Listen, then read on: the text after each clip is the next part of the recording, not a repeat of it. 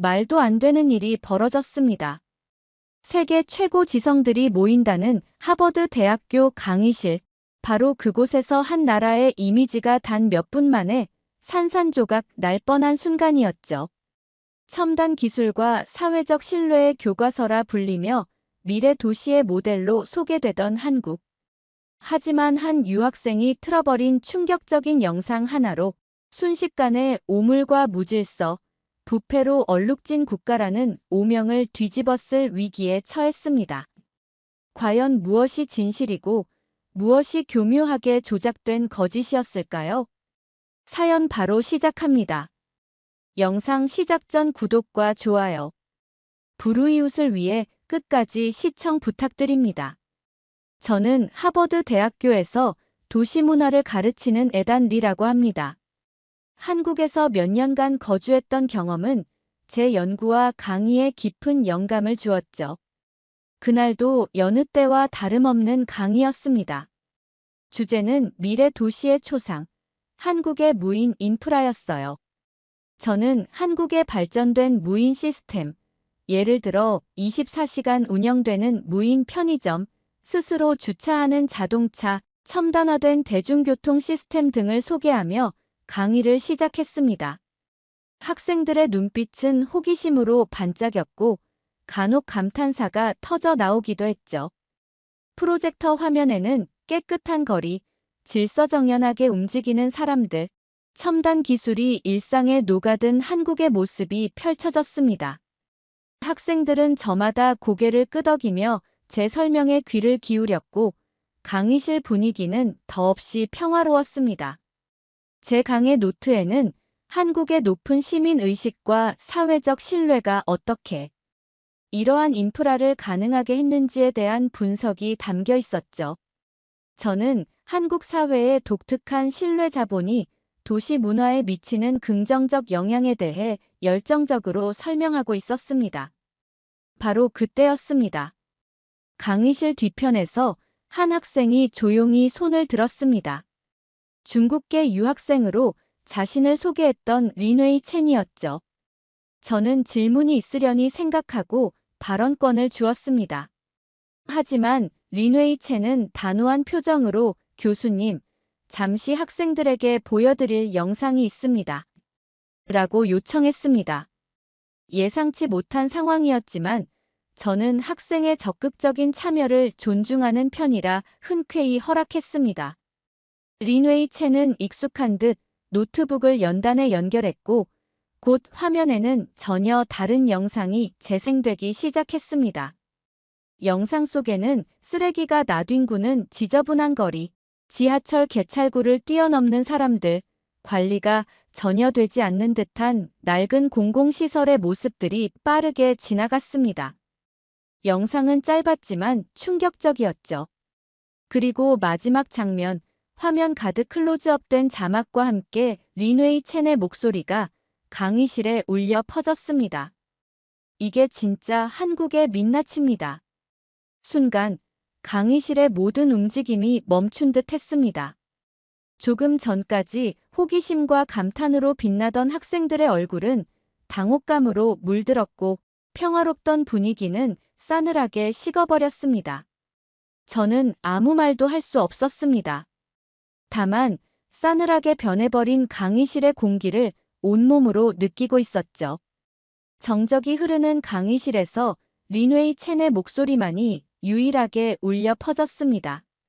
린웨이 첸은 조금 전 자신이 보여준 영상이 진짜 한국의 모습이라고 거듭 강조하며 마치 한국 사회의 부조리를 고발하는 내부 고발자라도 된 듯 열변을 토하기 시작했습니다.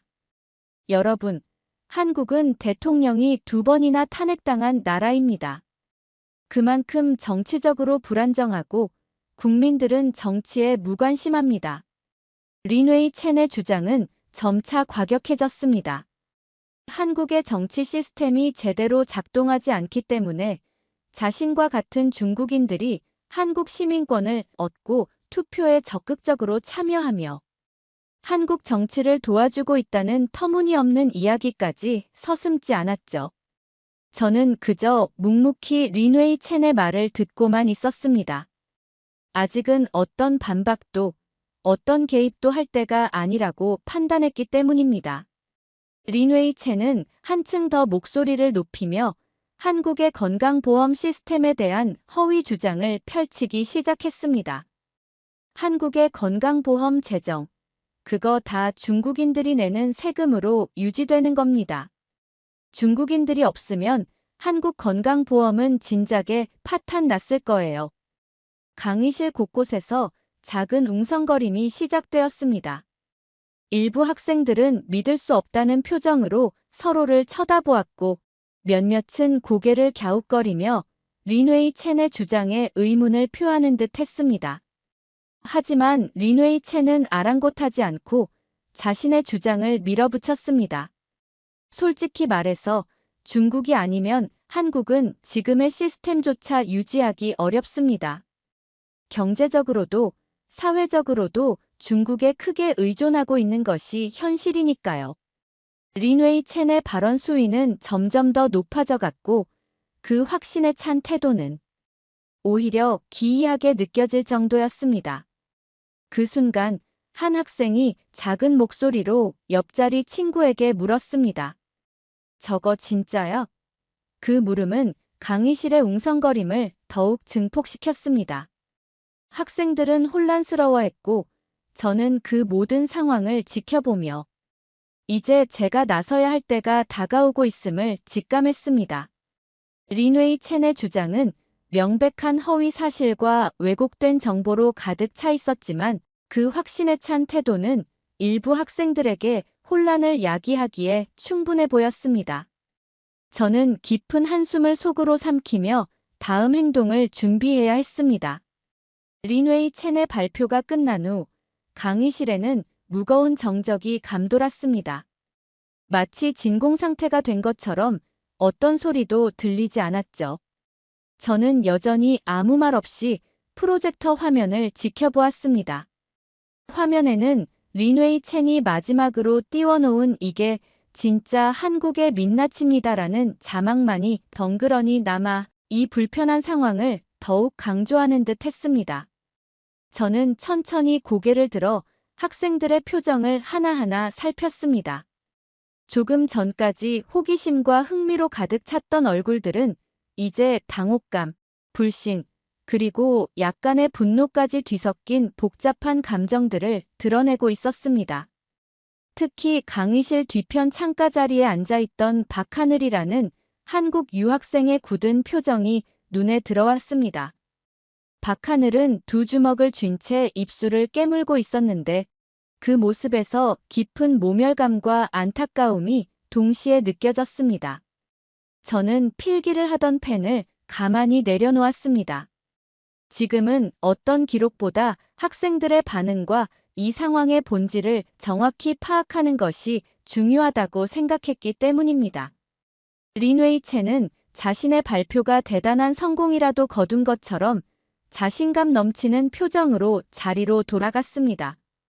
그 의기양양한 태도는 강의실의 싸늘한 공기와 극명한 대조를 이루었죠. 마치 홀로 승전가를 부르는 장수 같았달까요? 강의실은 이제 단순한 침묵을 넘어 차가운 공기와 묘한 긴장감에 휩싸였습니다. 학생들은 서로 눈치를 보며 어쩔 줄 몰라 했고 몇몇은 작은 목소리로 소곤거리기 시작했습니다.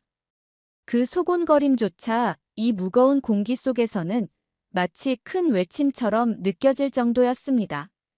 저는 이 불편한 침묵을 깨야 한다는 것을 알았지만 서두르고 싶지는 않았습니다. 이 상황을 어떻게 풀어가야 할지, 그리고 학생들에게 어떤 메시지를 전달해야 할지 신중하게 고민해야 했죠. 린웨이 첸의 주장에 담긴 명백한 오류들을 지적하는 것은 어렵지 않았습니다. 하지만 단순히 오류를 수정하는 것을 넘어 이 사건이 학생들에게 건설적인 토론과 비판적 사고의 중요성을 깨닫게 하는 계기가 되기를 바랐습니다. 잠시 후 저는 천천히 자리에서 일어나 연단으로 향했습니다. 학생들의 시선이 일제히 제게로 쏠리는 것이 느껴졌습니다. 연단에 선 저는 잠시 숨을 고른 뒤 차분하지만 단호한 목소리로 린웨이 첸에게 질문을 던졌습니다. 린웨이 첸 학생, 방금 보여준 영상의 출처가 정확히 어디인가요? 영상에 등장하는 장소나 시점에 대한 구체적인 정보가 있다면 함께 공유해주면 좋겠습니다. 제 질문은 공격적이거나 비난하는 어조가 아니었습니다. 그저 사실 확인을 위한 정중한 요청이었죠. 하지만 린웨이 첸은 제 질문에 순간적으로 당황한 기색을 보였습니다. 자신만만한 표정은 온데간데 없고 눈동자가 불안하게 흔들리는 것이 느껴졌습니다. 저는 린웨이 첸이 대답을 준비하는 동안 화면에 떠 있는 영상의 한 장면을 가리키며 말을 이어갔습니다. 제가 보기에는 영상 속 지하철역의 구조가 중국 충칭의 특정 지하철역과 매우 유사해 보입니다.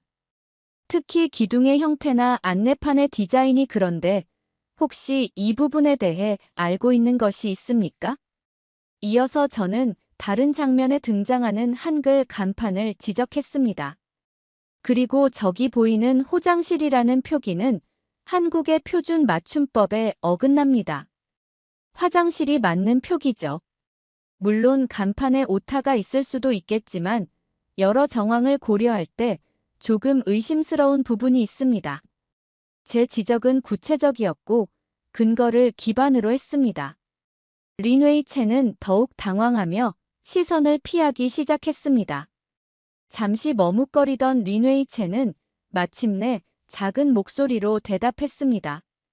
그 영상은 온라인에서 찾은 여러 영상들을 편집한 것 같습니다. 정확한 출처는 지금 바로 확인하기 어렵습니다. 그 대답은 사실상 자신의 영상이 신뢰할 만한 자료가 아님을 시인하는 것과 다름없었죠. 강의실에는 다시 한번 미묘한 술렁임이 일었습니다. 학생들은 이제 린웨이 첸의 주장에 대해 더욱 깊은 의구심을 갖기 시작한 듯 했습니다. 저는 조용히 고개를 끄덕인 후 린웨이 첸을 바라보며 말했습니다. 그렇군요. 그럼 저도 학생들에게 영상 하나를 보여드리겠습니다. 저는 미리 준비해둔 USB를 노트북에 연결하며 차분하게 다음 단계를 준비했습니다. 이제부터는 감정이 아닌 명확한 사실과 증거로 이야기할 시간이었습니다. 제 노트북에서 재생된 첫 번째 영상은 서울 지하철 2호선 삼성역 5번 출구의 모습이었습니다. 수많은 시민이 QR코드를 이용해 개찰구를 통과하는 장면, 깨끗하게 관리된 승강장의 모습이 화면 가득 펼쳐졌습니다. 학생들은 숨을 죽이고 화면에 집중했죠. 이어서 영상은 공공화장실 내부를 비췄습니다. 청결하게 유지된 공간, 최신식 비데와 다이슨 핸드드라이어, 심지어 간단한 위생용품을 구매할 수 있는 무인 자판기까지 설치된 모습은 린웨이 첸이 보여준 영상과는 극명한 대조를 이루었습니다. 저는 영상을 잠시 멈추고 설명했습니다. 이것이 현재 서울의 일반적인 지하철역과 공공화장실의 모습입니다. 물론 모든 곳이 이렇다고 단언할 수는 없겠지만 적어도 우리가 지향하고 유지하려 노력하는 수준이라고 할 수 있죠. 다음으로 저는 한국의 무인 택배함 시스템을 소개하는 영상을 보여주었습니다. 24시간 안전하게 택배를 보관하고 찾을 수 있는 이 시스템은 특히 1인 가구가 많은 현대 도시 생활에 매우 유용한 서비스입니다. 이어서 버스 정류장에 설치된 프린터와 휴대폰 충전 시설, 그리고 공항이나 주요 관광지에서 외국인들의 편의를 돕는 AI 안내 로봇의 모습도 공개했습니다. 학생들의 표정은 점차 놀라움과 흥미로 바뀌어 갔습니다. 마지막으로 저는 한국 건강보험 재정에 관한 통계 자료를 화면에 띄웠습니다. 린웨이 첸 학생이 언급한 건강보험 문제에 대해 정확한 정보를 공유하고자 합니다. 이 자료는 대한민국 보건복지부 공식 통계입니다. 화면에는 외국인 건강보험 가입자의 부당 수급 사례와 그로 인한 연간 재정 손실액 약 1조 9천억 원이라는 구체적인 숫자가 명시되어 있었습니다. 저는 이 수치가 의미하는 바를 차분히 설명했습니다. 물론 모든 외국인 가입자가 제도를 악용하는 것은 아닙니다. 하지만 일부 악용 사례로 인해 건강보험 재정에 상당한 부담이 발생하는 것은 부인할 수 없는 사실입니다. 강의실은 다시 한번 정적에 휩싸였습니다. 이번에는 불쾌한 침묵이 아니었죠. 진지한 고민과 성찰의 분위기였습니다. 몇몇 학생들은 자신의 휴대폰을 꺼내 무언가를 검색하기 시작했습니다. 아마도 제가 제시한 정보들의 사실 여부를 직접 확인하려는 듯 했습니다. 저는 그들의 행동을 제지하지 않았습니다. 스스로 정보를 찾고 판단하는 과정이야말로 진정한 교육의 시작이니까요. 제가 준비한 영상 자료들과 통계 수치에 대한 설명이 모두 끝난 후 강의실 뒤편에서 조용히 손이 올라왔습니다. 조금 전까지 굳은 표정으로 입술을 깨물며 모든 상황을 지켜보고 있던 한국 유학생, 바로 박하늘이었습니다. 박하늘의 얼굴에는 여전히 긴장한 기색이 역력했지만 그 눈빛만큼은 이전보다 훨씬 단호하고 또렷하게 빛나고 있었죠. 저는 박하늘에게 시선을 보내며 부드럽게 발언을 허락했습니다. 네, 박하늘 학생. 말씀하세요. 박하늘은 잠시 심호흡을 하는 듯 하더니 천천히 자리에서 일어났습니다. 그리고 떨리는 목소리였지만 강의실의 모든 학생들에게 충분히 들릴 만큼 분명한 어조로 입을 열었습니다. 교수님, 그리고 학우 여러분. 저도 잠시 이 자리를 빌려 꼭 드리고 싶은 말씀이 있습니다. 강의실의 모든 시선이 박하늘에게로 집중되었습니다.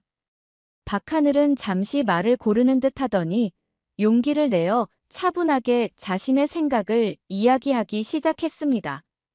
조금 전 린웨이 첸 학우가 언급했던 것처럼 최근 중국 내에서 한국 시민권을 취득하려는 사람들이 늘고 있는 것은 어느 정도 사실입니다. 한국의 발전된 문화나 더 나은 삶의 기회를 찾아서 혹은 다른 여러 가지 이유로 한국행을 선택하는 분들이 계시죠. 그 자체를 부정적으로 볼 필요는 없다고 생각합니다. 하지만 그 과정에서 일부 간과할 수 없는 부작용과 우려스러운 점들이 나타나고 있는 것도 분명한 현실입니다. 박하늘의 목소리는 처음에 떨림이 조금씩 사라지고 점차 또렷하고 힘있는 어조로 바뀌어 갔습니다. 학생들은 숨을 죽인 채 박하늘의 이야기에 귀를 기울였습니다. 특히 우려되는 부분은 특정 국적의 이민자들이 특정 지역에 집단으로 거주하면서 그 지역의 정치적 의사결정에 과도한 영향력을 행사하려는 움직임이 나타나고 있다는 점입니다. 실제로 일부 지방자치단체에서는 중국계 이민자들의 투표권 획득 이후 이전과는 사뭇 다른, 때로는 상식적으로 이해하기 어려운 방향의 정책이나 법안들이 통과되는 사례가 발생하고 있다는 뉴스를 접한 적이 있습니다. 이것은 건강한 민주주의 사회에서 매우 경계해야 할 현상이라고 생각합니다. 외부의 특정 세력이 한국가의 주권과 정치적 자율성을 침해하려는 시도로 비춰질 수도 있기 때문입니다. 박하늘의 발언은 구체적인 사례를 언급하지는 않았지만 충분히 문제의 심각성을 전달하고 있었습니다.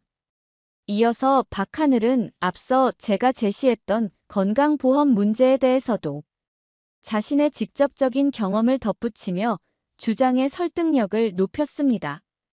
저는 지난 방학 동안 한국의 한 대학병원 응급실에서 의료 봉사활동을 한 경험이 있습니다. 그때 정말 안타까운 사례들을 여러 번 목격했습니다. 예를 들어 관광 비자와 같은 단기 체류 비자로 한국에 입국한 일부 외국인 환자들이 고가의 항암 치료나 희귀병 수술처럼 막대한 비용이 드는 진료만을 집중적으로 받고 건강보험의 혜택은 최대한 누린 뒤에 정작 본인들이 부담해야 할 최소한의 진료비조차 제대로 정산하지 않고 본국으로 황급히 출국해버리는 경우였습니다. 소위 먹튀 의료 쇼핑이라고 불리는 행태였죠. 물론 제가 만났던 대다수의 외국인 환자분들은 그렇지 않았습니다. 하지만 이러한 소수의 악의적인 사례들이 한국 건강보험 재정에 심각한 부담을 주고 있으며 이는 결국 정작 도움이 절실한 내국인 환자들이나 성실하게 보험료를 납부하며 한국 사회에 기여하고 있는 대다수의 외국인 가입자들에게까지 그 피해가 돌아갈 수 있다는 점을 말씀드리고 싶습니다. 박하늘의 진솔하고 용기 있는 이야기는 강의실의 분위기를 다시 한번 숙연하게 만들었습니다. 교수인 저 역시 한 명의 평범한 유학생이 자신의 생각과 경험을 이렇게 용기 있게 이야기하는 모습에 깊은 감명을 받지 않을 수 없었죠. 학생들은 마치 약속이라도 한 듯 박하늘의 말 한마디 한마디에 온전히 집중하며 경청했습니다. 그 순간 강의실 앞자리에 앉아있던 린웨이 첸은 박하늘을 똑바로 쳐다보며 입을 굳게 다물고 있었습니다. 린웨이 첸의 얼굴에는 당혹감과 불쾌함, 그리고 약간의 초조함까지 뒤섞인 복잡한 표정이 스쳐 지나갔습니다. 어쩌면 린웨이 첸은 자신의 거짓 주장에 대해 이렇게 정면으로 그것도 같은 아시아계 유학생으로부터 반박을 당하리라고는 전혀 예상하지 못했을지도 모릅니다. 박하늘의 용기 있는 목소리는 차갑게 얼어붙었던 강의실의 공기를 조금씩 녹이며 진실을 향한 열망을 다시 한번 일깨우고 있었습니다. 저는 박하늘의 발언이 끝난 후 잠시 동안 그 여운을 느끼며 다음 말을 준비했습니다. 박하늘의 용기 있는 발언이 끝나자 강의실에는 잠시 동안 무거운 침묵 대신 깊은 생각에 잠긴 듯한 조용한 여운이 감돌았습니다. 저는 다시 한번 천천히 연단으로 걸어 나갔습니다. 학생들의 시선이 자연스럽게 제게로 모였고 그들의 눈빛 속에서는 이제 단순한 호기심을 넘어 진실을 갈망하는 듯한 간절함마저 읽을 수 있었죠. 저는 방금 전 화면에 띄워 공유했던 건강보험 관련 통계 자료를 다시 한번 손으로 가리키며 말문을 열었습니다. 박하늘 학생의 용기 있는 경험 공유에 깊이 감사드립니다. 그리고 박하늘 학생의 이야기와 더불어 지금 여러분이 보고 계시는 이 자료는 대한민국 정부 기관인 보건복지부에서 공식적으로 집계하고 발표한 내용이라는 점을 다시 한번 분명히 말씀드립니다. 즉, 이것은 특정 개인의 주관적인 의견이나 확인되지 않은 소문이 아니라 공신력 있는 기관에서 제공하는 객관적인 데이터라는 사실을 강조하고 싶습니다. 제 목소리는 차분했지만 그 안에 담긴 메시지는 단호했습니다. 이어서 저는 시선을 돌려 린웨이 첸이 처음에 보여주었던 문제의 영상을 다시 한번 언급했습니다. 표정에는 어떠한 감정의 동요도 드러내지 않으려 노력하며 오직 논리와 사실에 기반하여 이야기하려 애썼습니다. 린웨이 첸 학생이 처음에 우리에게 보여주었던 영상은 안타깝게도 여러 정황을 종합해 볼 때 다양한 출처의 영상들을 의도적으로 편집하고 왜곡하여 한국 사회에 대한 부정적인 이미지를 증폭시키려 한 것으로 보입니다. 영상 속에 등장하는 지하철역의 내부 구조는 앞서 제가 언급했듯이 중국 충칭의 특정 지하철역과 구조적으로 매우 흡사한 특징들을 다수 포함하고 있습니다. 또한 영상 중간에 등장하는 호장실과 같은 명백한 한글 표기, 오류는 해당 영상이 한국의 실제 모습을 정확하게 담고 있다고 보기 어렵게 만드는 결정적인 증거 중 하나입니다. 이러한 점들은 단순한 편집상의 실수를 넘어 시청자들을 오도하려는 의도적인 정보 조작의 가능성을 강력하게 시사합니다. 제 설명이 이어지는 동안 린웨이 첸은 고개를 푹 숙인 채 아무런 말도 하지 못하고 있었습니다. 두 손을 불안하게 만지작거리거나 애꿎은 입술만 깨물고 있을 뿐이었죠. 강의실의 분위기는 이제 완전히 저와 박하늘, 그리고 진실의 편으로 기울어 있었습니다. 학생들은 조용히 제 말을 경청하며 때로는 고개를 끄덕이거나 서로 의미심장한 눈빛을 교환하기도 했습니다. 저는 말을 계속 이어갔습니다. 뿐만 아니라 한국 사회의 치안 수준에 대해서도 정확한 정보를 전달할 필요가 있다고 생각합니다. 한국은 전 세계적으로 비교했을 때 시민들의 자발적인 사회 감시 시스템, 예를 들어 차량용 블랙박스나 상점 및 공공장소의 CCTV 설치율이 매우 높은 국가 중 하나입니다. 이러한 시스템은 범죄 예방 및 신속한 범인 검거에 실질적으로 기여하고 있습니다. 그 결과 한국의 강력 범죄 발생률은 OECD 국가들 중에서도 가장 낮은 수준을 꾸준히 유지하고 있습니다. 이것은 단순히 정부의 노력만으로 이루어질 수 있는 것이 아니라 사회 시스템에 대한 시민들의 높은 신뢰와 성숙한 시민 의식이 함께 뒷받침되었기에 가능한 성과라고 할 수 있습니다. 제 논리적인 반박과 구체적인 근거 제시에 강의실의 분위기는 더욱 진지해졌습니다. 학생들은 이제 린웨이 첸의 주장이 얼마나 허황되고 악의적인 것이었는지를 명확히 깨닫기 시작한 듯 했습니다. 잠시 동안 침묵이 흘렀습니다. 그 침묵은 더 이상 불편하거나 어색한 것이 아니었습니다.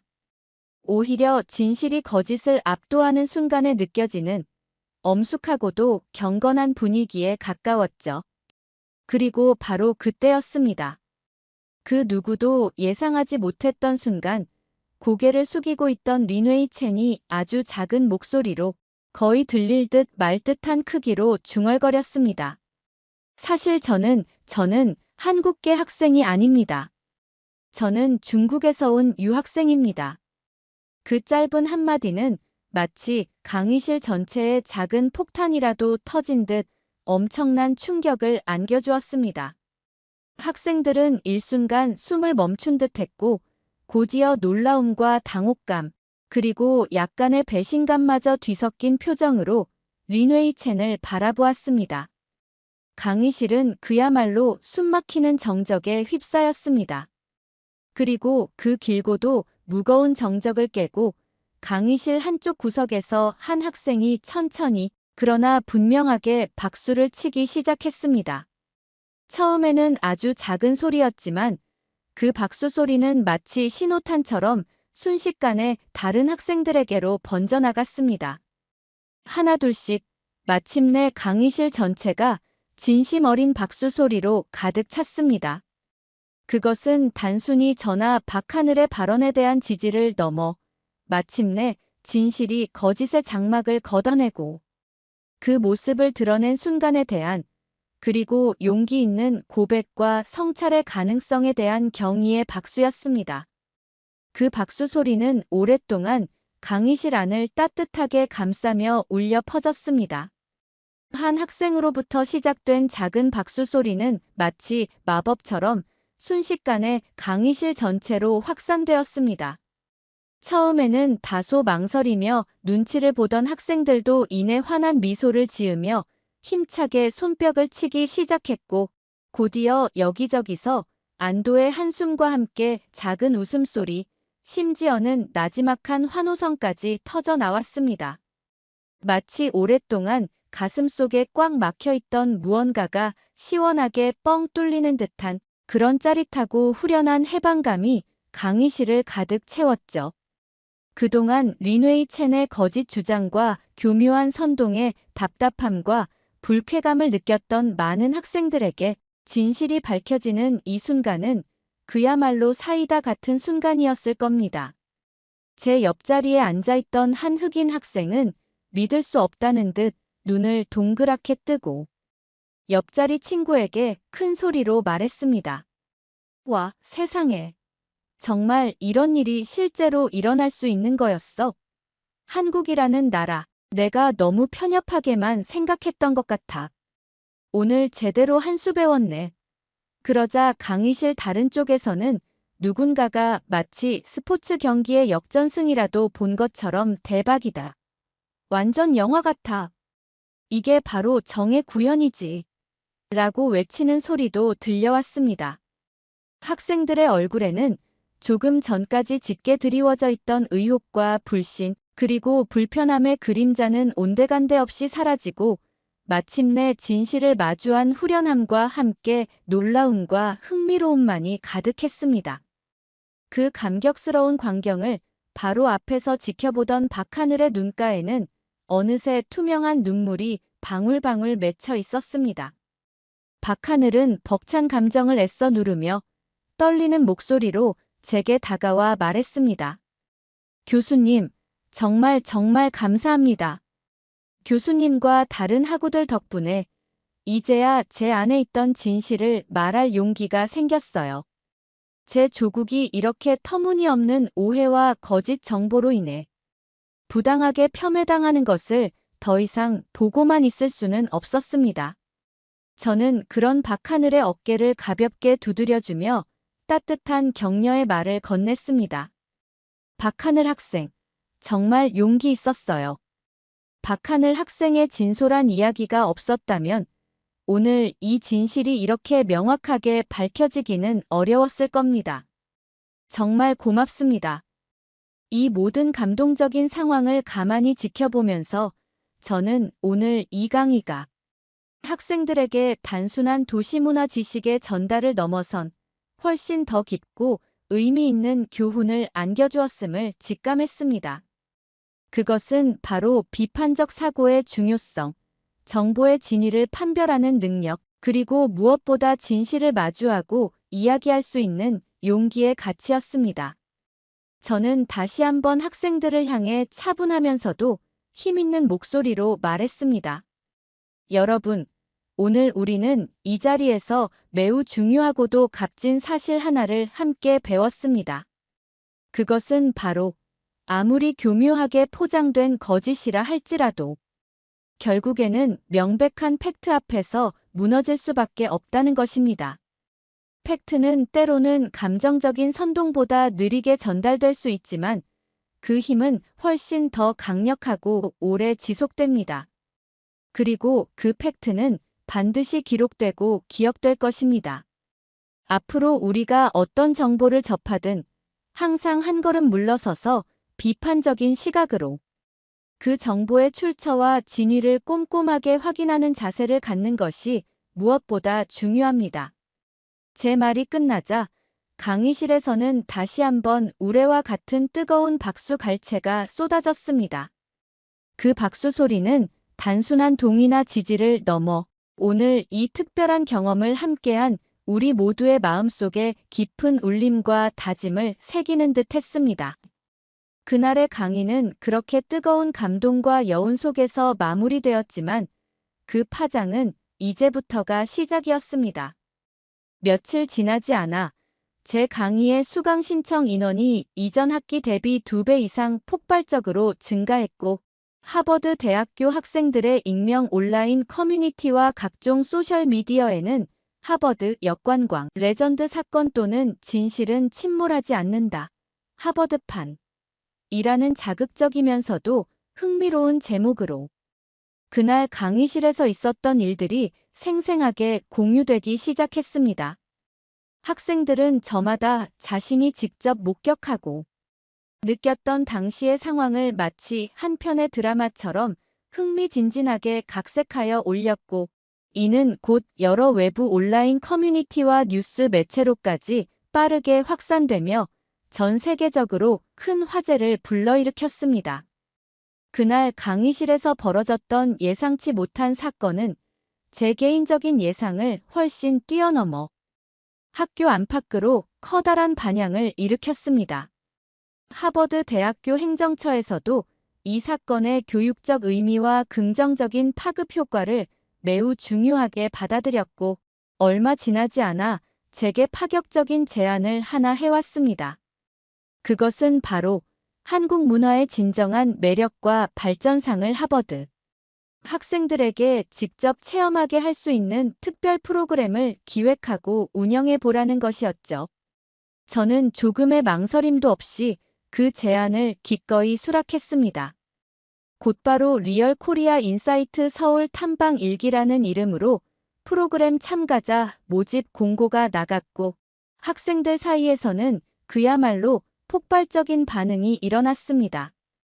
불과 며칠이라는 짧은 모집 기간이었음에도 불구하고 예상했던 인원의 3배가 넘는 학생들이 지원서를 제출하며 뜨거운 관심을 보였습니다.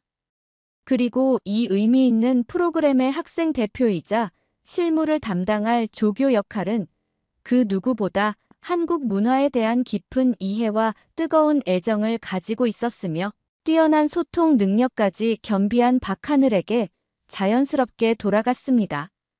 박하늘은 마치 자신의 일처럼 열정적으로 프로그램 준비에 참여했습니다. 서울의 유구한 역사를 느낄 수 있는 고궁과 박물관, 탐방부터 시작해서 세계 최고 수준의 IT 기술과 한류 문화를 직접 체험할 수 있는 첨단 산업단지 및 엔터테인먼트 회사 방문, 그리고 한국의 전통 음식 만들기 체험과 활기 넘치는 재래시장 투어까지 박하늘은 한국의 과거와 현재 그리고 미래를 아우르는 다채롭고 흥미로운 체험 코스를 꼼꼼하게 선정하고 기획했습니다. 학생들의 기대감은 하루가 다르게 커져만 갔죠. 어느 날 제 연구실로 한 서양 남학생이 찾아와 다소 수줍지만 진지한 표정으로 이렇게 말했습니다. 교수님, 저는 이번 하버드 역관광 사건을 통해 한국이라는 나라에 대해 정말 깊은 감명과 존경심을 갖게 되었습니다. 이전까지는 K-팝이나 드라마 정도로만 막연하게 알고 있었는데 이번 일을 계기로 한국 사회가 가진 놀라운 저력과 높은 시민의식, 그리고 끊임없이 혁신하려는 열정을 발견했습니다. 만약 기회가 주어진다면 대학교 졸업 후에 한국에 가서 직접 살아보면서 더 많은 것을 배우고 경험하고 싶습니다. 그 학생의 반짝이는 눈빛에서 저는 진심을 읽을 수 있었습니다. 그것은 단순한 호기심이나 일시적인 흥분을 넘어 한 나라의 문화와 사회 시스템에 대한 깊은 이해와 존중에서 비롯된 진정한 관심이었습니다. 그날 강의실에서 있었던 일은 이제 학교 내부의 화제거리를 넘어 인터넷이라는 날개를 달고 전 세계로 빠르게 확산되었습니다. 누군가가 당시 강의 상황을 요약하고 편집한 영상을 제작하여 유튜브와 같은 글로벌 동영상 플랫폼에 게시했고, 이 영상은 곧 영어, 중국어, 스페인어, 프랑스어 등 다양한 언어의 자막이 추가되어 공유되기 시작했습니다. 영상의 댓글창에는 다양한 국적의 네티즌들이 한국의 진실된 모습에 놀라움을 표하며 특정 국가나 문화에 대한 근거 없는 편견과 허위 정보 유포에 대한 경각심을 가져야 한다는 자성의 목소리들이 줄을 이었습니다. 그리고 며칠 후 하버드 대학교의 교내 신문인 하버드 크림슨 일면에는 진실을 밝힌 한강에 국제교육의 새로운 지평을 열다라는 제목의 기사가 대서특 필되었습니다.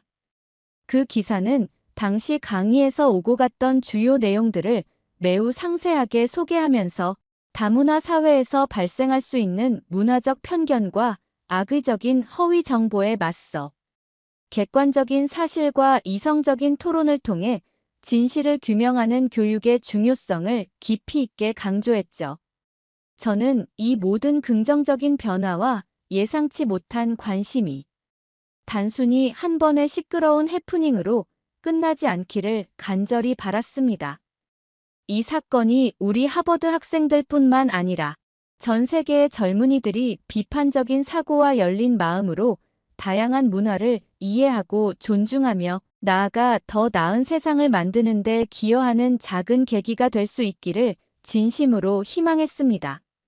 하버드 역관광 사건은 단순한 가십이나 일시적인 화제거리를 넘어 구체적이고 실질적인 변화를 이끌어내는 강력한 촉매제가 되었습니다. 가장 먼저 가시적인 성과를 보인 것은 하버드 대학교와 서울에 위치한 유수의 명문 대학들 간의 공동 학술, 교류 및 학생 교환 프로그램 추진이었습니다. 이전까지는 다소 미미했던 양교 간의 교류 협력이 이 사건을 계기로 급물살을 타기 시작한 것이죠. 양국의 학생들이 서로의 캠퍼스에 머물며 상대방의 문화를 깊이 이해하고 공동 연구 프로젝트를 진행하며 학문적 시야를 넓힐 수 있는 매우 의미 있는 기회가 될 것이라는 기대감이 높았습니다. 저 또한 이 프로젝트의 자문 역할을 맡아 두 도시와 두 대학을 잇는 교육적 가교를 놓는데 미력이 남아 힘을 보태게 되어 큰 보람을 느꼈습니다. 학교 차원에서는 이 사건을 계기로 글로벌 리더십과 문화적 감수성, 함양이라는 목표 아래 다양한 국적의 저명한 학자들과 전문가들을 초청하여 특별 강연 시리즈를 기획했습니다. 그 중에서도 특히 주목받았던 것은 한국의 첨단 무인 시스템과 사회적 신뢰, 자본 교육적 시사점과 미래 전망이라는 주제로 열린 연속 강연이었습니다. 한국의 혁신적인 기술 발전과 더불어 그것을 가능하게 한 높은 수준의 시민 의식과 사회적 신뢰가 다른 국가의 교육 현장과 사회 시스템 발전에 어떤 긍정적인 영감과 실질적인 교훈을 줄 수 있는지 심도 있게 논의하는 자리였죠. 이 강연들은 매회 만석을 기록하며 하버드 학생들과 교직원들로부터 엄청난 호응을 얻었고 한국의 다이나믹하고 혁신적인 면모를 국제적으로 널리 알리는 데 크게 기여했습니다. 얼마 지나지 않아 저는 국제연합본부로부터 공식 초청 강연 제의를 받게 되었습니다. 다문화 사회에서의 공공윤리 교육 및 상호문화 이해 증진의 성공적인 실제 사례로서 그날 하버드 강의실에서 있었던 일을 전 세계 외교관들과 국제기구 관계자들 앞에서 소개해 달라는 내용이었습니다. 개인적으로는 크나큰 영광이었지만 동시에 국제적인 무대에서 저의 경험과 생각을 공유해야 한다는 사실에 무거운 책임감과 사명감을 느끼지 않을 수 없었습니다. 한편 그날의 또 다른 주인공이었던 박하늘에게도 놀랍고도 영광스러운 기회가 찾아왔습니다. 바로 세계적인 지식 공유 플랫폼인 TED의 강연자로 공식 초청받아 무대에 서게 된 것이었죠. 박하늘의 강연 주제는 간결하면서도 울림이 있었습니다. 나는 왜 침묵을 깨고 진실을 말하게 되었나? 지극히 평범했던 한 명의 유학생이었던 박하늘이 어떤 내적인 고민과 갈등을 거쳐 결국에는 불의에 맞서 용기를 내어 진실을 외치게 되었는지 그 솔직하고도 감동적인 과정과 그를 통해 얻은 깊은 성찰을 전 세계의 시청자들과 함께 나눌 예정이었습니다. 박하늘은 강연을 앞두고 가진 한 유력 언론사와의 인터뷰에서 이런 인상적인 말을 남기기도 했습니다. 저는 진실을 말하는 것이 단순히 감정에 휩쓸려 분노를 표출하는 것이라고 생각하지 않습니다. 오히려 진실을 말하기 위해서는 그보다 더 큰 용기, 즉 자신의 안위나 평판에 대한 두려움을 극복하고 이성적으로 상황을 판단하여 한 걸음 앞으로 나아가는 용기가 필요하다고 생각합니다. 그날 저를 움직였던 것은 끓어오르는 분노나 억울함이 아니었습니다.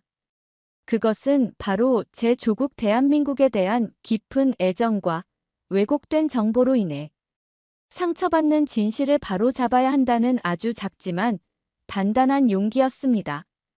박하늘의 이 말은 국내외의 많은 사람들에게, 특히 젊은 세대들에게 깊은 울림과 감동을 선사했고 사회 전체에 긍정적인 영향력을 확산시키는 중요한 계기가 되었습니다.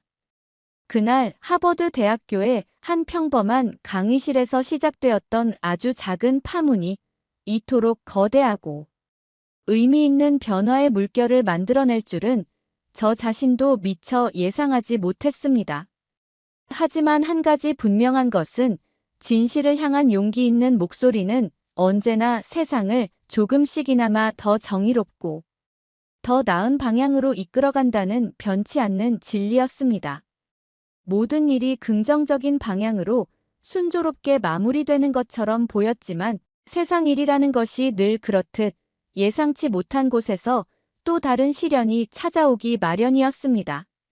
린웨이 첸이 며칠간의 침묵을 깨고 중국의 한 대형 온라인 동영상 플랫폼을 통해 자신의 입장을 해명하고 반박하는 내용의 영상을 기습적으로 유포하기 시작한 것이죠. 그 영상 속에서 린웨이 첸은 시종일관 눈물을 글썽이며 억울함을 호소했습니다. 자신이 당시 하버드 강의에서 악의적인 편집과 짜깁기를 통해 일방적으로 왜곡당했으며 소위 조리돌림과 같은 집단적인 마녀 사냥의 희생양이 되었다고 열변을 토했습니다. 특히 린웨이 첸은 교묘하게 편집된 당시 강의실 영상의 일부만을 발췌하여 보여주면서 자신이 마치 피해자인 것처럼 감정에 호소하는 전략을 사용했습니다. 이러한 린웨이 첸의 모습은 일부 사실관계를 정확히 알지 못하는 네티즌들의 동정심을 자극하며 또 다른 논란의 불씨를 지피기도 했습니다. 하지만 진실의 힘은 그렇게 쉽게 가려지거나 왜곡되지 않았습니다.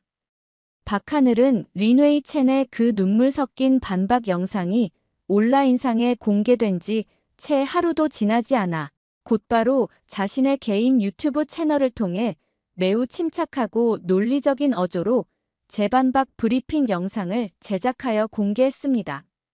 박하늘은 그 영상에서 감정적인 대응을 철저히 배제한 채 오직 객관적인 사실과 명확한 근거 자료만을 제시하며 린웨이 첸의 주장에 담긴 허점과 왜곡된 부분들을 하나하나 조목조목 지적해 나갔습니다.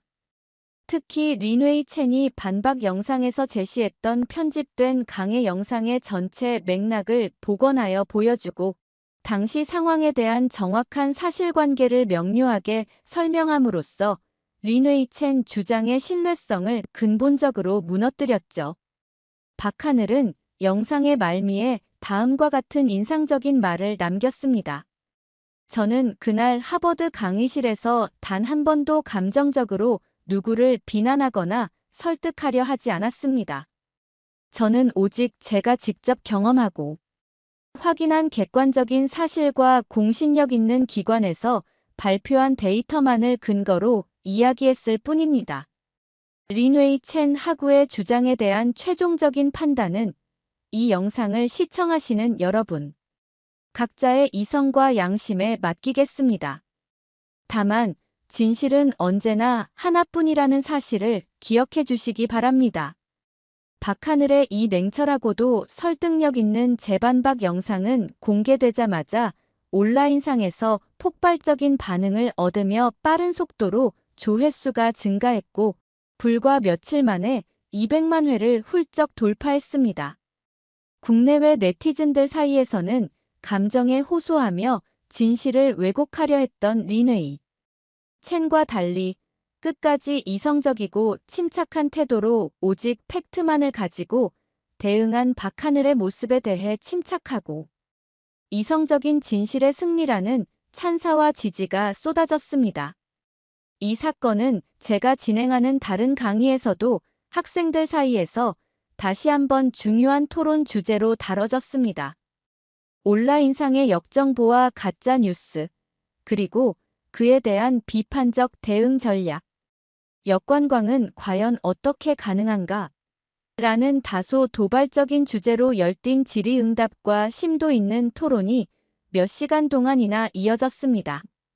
학생들은 이 과정을 통해 단순히 정보를 수동적으로 수용하는 것을 넘어서 정보의 출처와 의도를 비판적으로 분석하고 다양한 관점에서 교차 검증하며 궁극적으로 정보의 진위를 주체적으로 판별하는 미디어 리터러시 능력의 중요성을 다시 한번 절실히 깨닫는 소중한 계기가 되었다고 입을 모았습니다.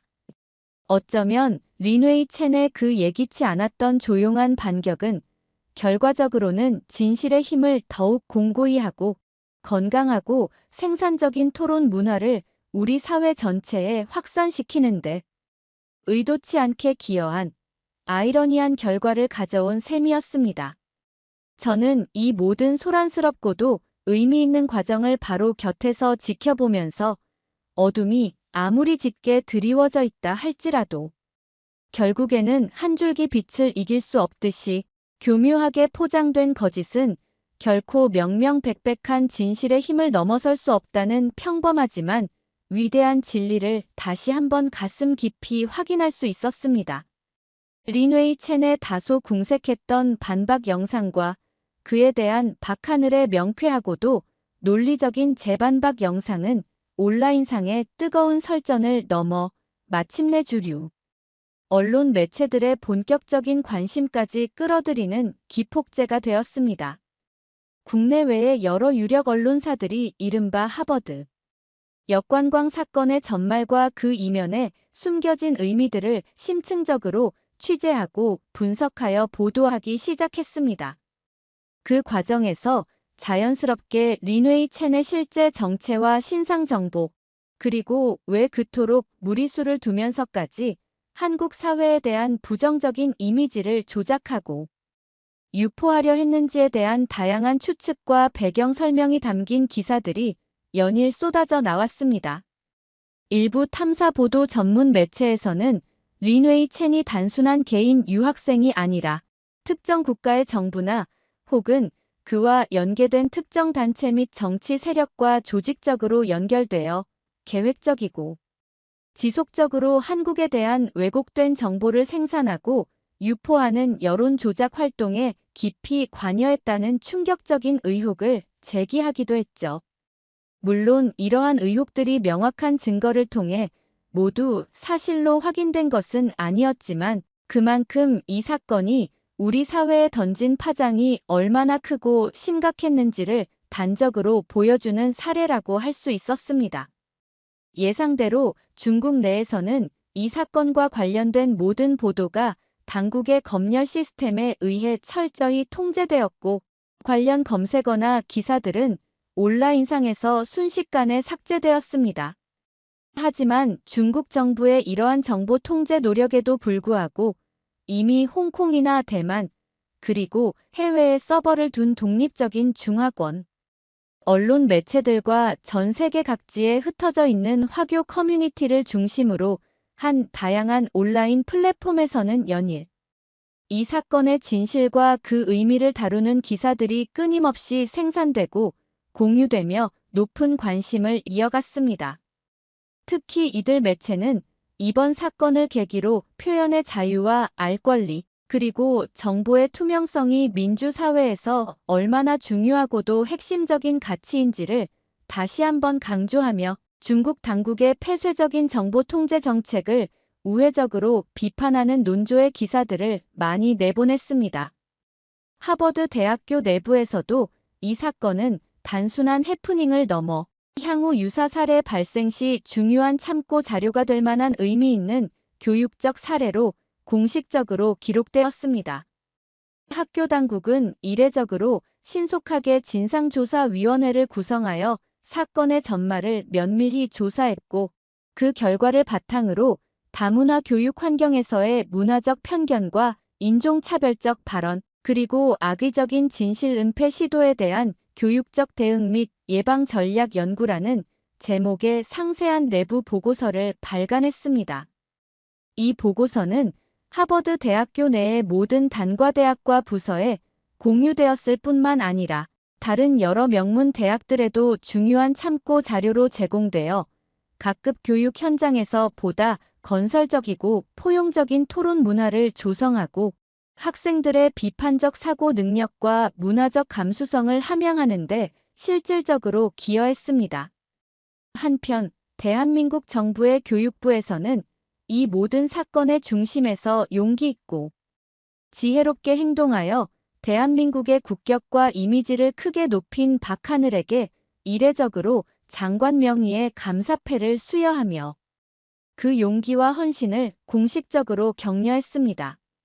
박하늘은 이제 단순한 하버드 유학생을 넘어 왜곡된 정보에 맞서 진실을 알리고 국익을 수호한 자랑스러운 민간 외교관으로서의 역할을 훌륭하게 수행했다는 국내외의 높은 평가를 받게 되었죠.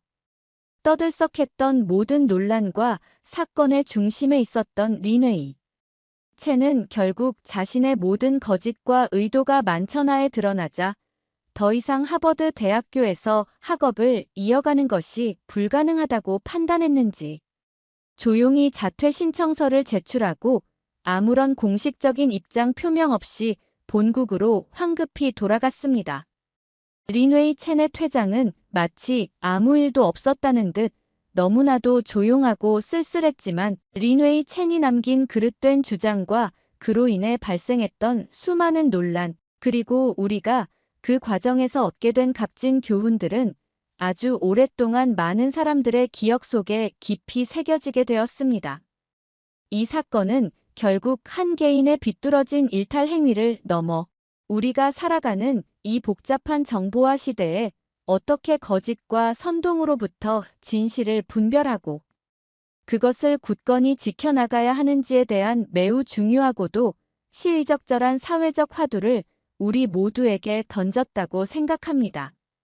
그날 하버드 강의실에서 겪었던 강렬하고도 특별한 경험은 박하늘이라는 한 평범한 유학생에게 단순한 개인적인 깨달음이나 성장을 넘어 자신이 속한 사회와 공동체를 향한 보다 적극적이고 의미 있는 행동으로 이어지는 중요한 삶의 전환점이 되었습니다. 박하늘은 이전까지는 막연하게만 생각했던 사회 참여의 중요성을 절실히 깨닫고 귀국 후 다양한 시민단체에서 주최하는 시민교육 캠페인과 미디어 리터러시 향상 프로그램에 자발적이고도 열정적으로 참여하기 시작했습니다. 특히 가짜 뉴스의 시대, 정보는 곧 책임이다, 비판적 사고와 현명한 미디어 활용법이라는 주제로 전국의 청소년들과 대학생들을 직접 찾아다니며 진행했던 강연은 매번 뜨거운 호응을 얻었습니다. 박하늘의 진솔하고도 설득력 있는 이야기, 그리고 실제 경험에서 우러나오는 생생한 사례들은 특히 젊은 세대들에게 깊은 공감과 강력한 동기부여를 선사하며 건강한 시민의식과 비판적 사고 능력을 함양하는 데 크게 기여했죠. 저 또한 이 사건을 계기로 박하늘과 개인적인 사제관계를 넘어 서로에게 학문적인 영감을 주고받는 동료이자 든든한 파트너로서 더욱 깊고 의미 있는 지적 교류를 이어갈 수 있었습니다. 우리는 함께 머리를 맞대고 그날 하버드 강의실에서 벌어졌던 일련의 사건들과 그 과정에서 얻었던 소중한 교훈들, 그리고 앞으로 우리 사회가 나아가야 할 방향에 대한 고민들을 진솔하게 담아 팩트는 감정을 이긴다. 하버드 강의실에서 시작된 거짓과의 전쟁, 그리고 진실찾기 여정이라는 다소 긴 제목의 책을 공동으로 저술하여 출간했습니다. 이 책은 출간되자마자 각계각층의 독자들로부터 뜨거운 관심과 호평을 받으며 주요 서점가의 베스트셀러 목록 상위권에 올랐고 다양한 연령층의 독자들에게 깊은 감동과 울림을 선사하며 우리 사회의 건강하고 생산적인 토론 문화를 확산시키는 데 작지만 의미 있는 기여를 했습니다.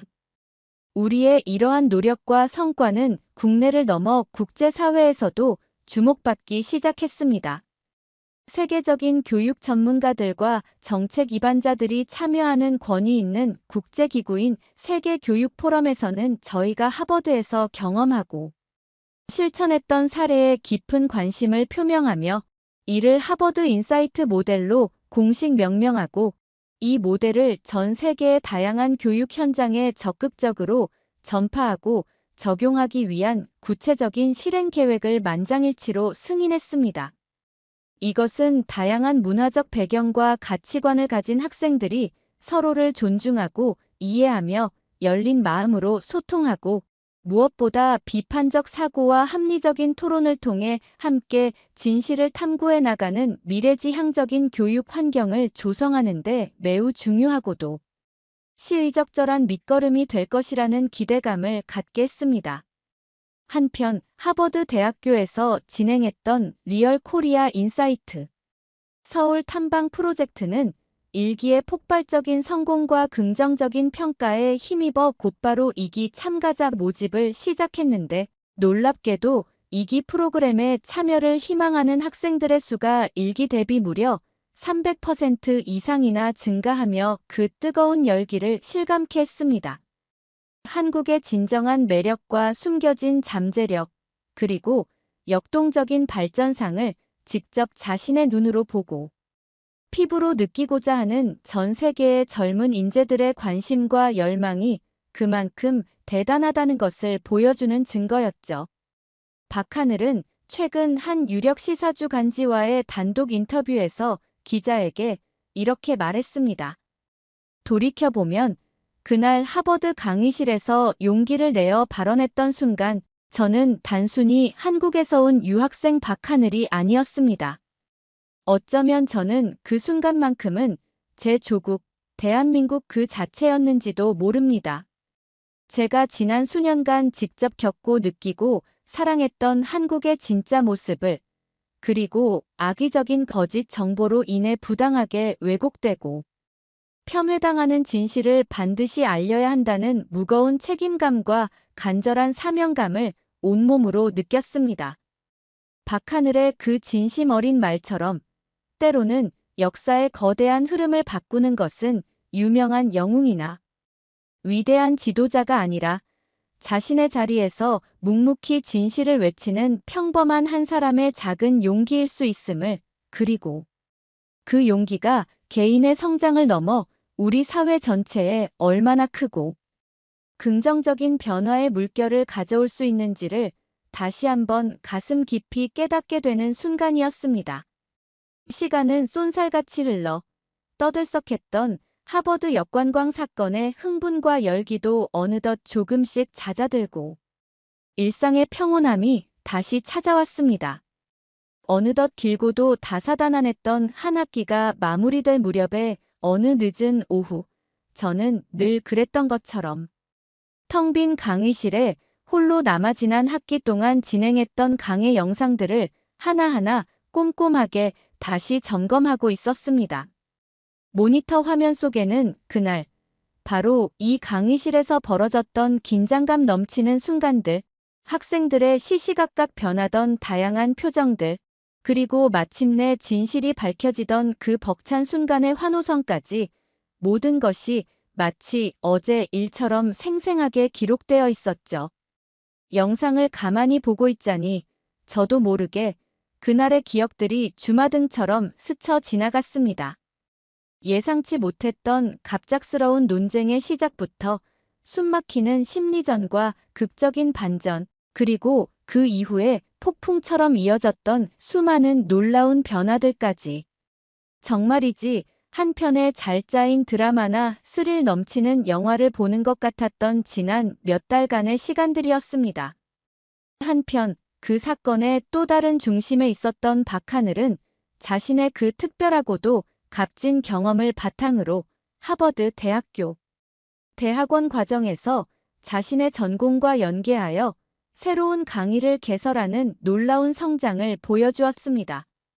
진실의 언어 정보화 시대의 비판적 사고와 효과적인 소통 전략이라는 다소 학문적인 이름의 수업이었지만 박하늘의 강의는 개설되자마자 학생들 사이에서 입소문을 타며 엄청난 인기를 끌었습니다. 박하늘은 자신의 첫 오리엔테이션 강의에서 수강생들에게 이렇게 말했다고 합니다. 여러분, 우리는 지금 그 어느 때보다도 많은 정보가 넘쳐나는 그야말로 정보의 홍수 속에서 살아가고 있습니다. 매 순간 수많은 정보들이 우리를 향해 쏟아져 들어오고 있죠. 하지만 그 정보들이 모두 진실이거나 우리에게 유익한 것은 아닙니다. 그 속에는 교묘하게 위장된 거짓 정보도 있고 특정 의도를 가진 선동도 있으며 때로는 악의적인 혐오 발언도 숨겨져 있습니다. 이러한 정보의 홍수 속에서 길을 잃지 않고 진실을 정확히 가려내며 나아가 자신의 생각과 의견을 명확하고 설득력 있게 다른 사람에게 전달하는 능력은 우리가 이 복잡한 현대를 살아가고 미래를 준비하는 데 있어서 그 어느 때보다 중요하고도 필수적인 역량이라고 생각합니다.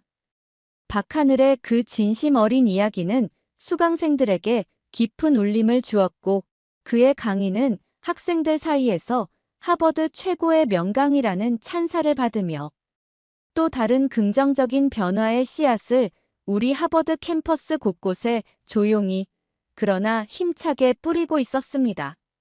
제 노트북의 화면은 잠시 후 박하늘의 그 인기 강의를 열심히 듣고 있는 한 학생의 밝고 자신감 넘치는 표정을 클로즈업하여 보여주었습니다. 그 학생은 카메라를 향해 환하게 웃으며 이렇게 말했습니다. 이 수업을 듣고 나서 이제는 저도 세상의 거짓 정보에 당당히 맞서 진실을 말할 수 있을 것 같아요. 더 이상 두렵거나 망설여지지 않아요. 그 학생의 그 한마디는 마치 그날 하버드 강의실에서 박하늘로부터 시작되었던 작은 용기의 불씨가 이제 또 다른 누군가에게로 성공적으로 전달되어 더욱 큰 빛으로 타오르고 있음을 상징적으로 보여주는 듯 했습니다. 저는 조용히 강의 영상을 끄고 자리에서 일어나 텅 빈 강의실을 나서려는데 문득 노트북 화면에 마지막 자막 하나가 천천히 떠오르는 것을 보았습니다. 팩트는 조용히, 그러나 반드시 도착한다. 저는 그 문구를 한참 동안 가만히 응시하다가 저도 모르게 고개를 힘차게 끄덕였습니다. 그렇습니다. 진실은 때로는 더디고 어렵게 우리에게 다가올지라도 수많은 거짓과 왜곡의 장막을 뚫고 결국에는 반드시 그 찬란한 모습을 우리 앞에 드러낸다는 것을 저는 지난 몇 달간의 경험을 통해 그 누구보다 확실하게 믿게 되었습니다. 어둠이 짙게 드리운 텅 빈 강의실, 어디선가 마치 그날의 그 뜨거웠던 환호성처럼 혹은 진실을 향한 우리 모두의 갈망처럼 조용하면서도 분명한 박수 소리가 제 귓가에 들려오는 듯 했습니다. 그 박수 소리는 아주 오랫동안 제 마음속 깊은 곳에 따뜻하고도 의미 있는 여운으로 남아 있었습니다. 그리고 그날 우리가 함께 배웠던 소중한 교훈은 앞으로도 시간과 공간을 넘어 계속될 것이라는 조용하지만 강한 확신을 제게 안겨주었습니다. 사연자분께 전하고 싶은 말씀이 있으시면 댓글로 남겨주시면 전달해 드리겠습니다. 그러면 더욱 감동적인 다음 사연으로 넘어가겠습니다.